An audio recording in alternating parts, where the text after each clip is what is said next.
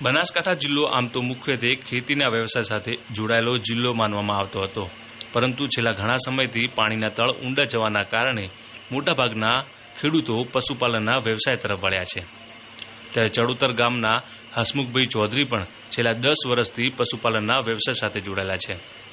અત્યારે તેમના પાસે નાના મોટા 25 જેટલા પશુઓ છે, જેમાં તેઓ દરરોજનું 150 લીટર દૂધ ગામની ડેરીમાં ભરાવી મહિને 2.5 લાખ રૂપિયા કરતાં વધુની આવક મેળવી રહ્યા છે અને અન્ય ખેડૂતો માટે આ પશુપાલક પ્રેરણારૂપ સાબિત બની રહ્યા છે।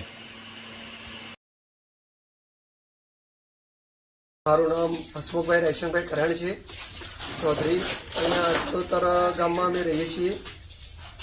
મારી ઉંમર 38 વર્ષ છે। અમારો અભ્યાસ મારે 12 પાસ કોમર્સ કરેલું છે। પછી અમે અહીંયા 10 વર્ષ પહેલાં અમારે 2 પશુઓ જ હતા। પછી થોડે અમે લગભગ 15-20 પશુ ખરીદીધા, કેમ કે પહેલાં અમારે 2 પશુઓ હતા એટલે પછી થોડે મને ખબર પડી અને બનાસ ડેરીના દૂધનો ભાવ ને સારી એમ કે અહીંયા ભાવ મળવા મળે એટલે પછી અમે થોડે પશુઓ વધાર્યા, લગભગ 20-25 પશુઓ કર્યા હતા।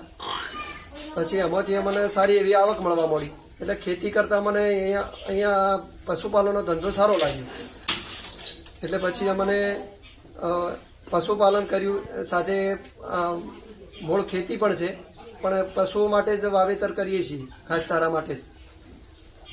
અને અમારી ગામની અહીંયા ડેરી છે, એમાં દૂધ ભરાવીએ છીએ।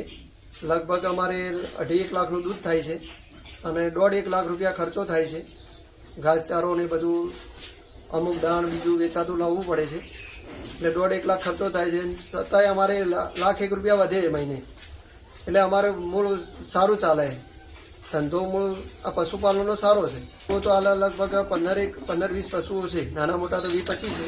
દૂધ 12 પશુઓ આપે છે હાલ, એટલે એમાંથી લગભગ 2.5 લાખની આવક થાય છે, 1.5 લાખ ખર્ચો થાય છે, એટલે મૂળ તોય ચાલે છે એમ। 1 લાખ રૂપિયા વધી જાય। 150 લીટર થાય 2 ટાઈમનું થઈ, પશુઓનું દૂધ 150 લીટર થાય અને ગામની ડેરીમાં જ અમે દૂધ ભરાવીએ છીએ। પાણી તો અહીંયા અમારે આજુબાજુ ઓછું જ છે, પાણીની સમસ્યા ખૂબ જ છે, એટલે ખેતી થતી નથી, એટલે પશુપાલનનો ધંધો અમને ઠીક લાગે છે।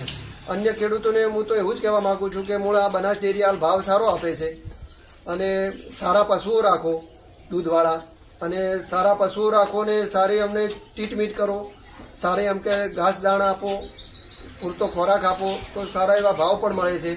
સારી એવી બનાસ ડેરી તરફથી જો 120 રૂપિયા વિઝિટ પણ આપણને કોઈ સારવાર માટે વિઝિટ પણ કરે છે 120 રૂપિયામાં, એટલે આપણે એ પ્રમાણે આપણે મૂળ પોસાય એવો ધંધો છે આ ખેતી કરતાં એમ કે નફો વધારે થાય એમ।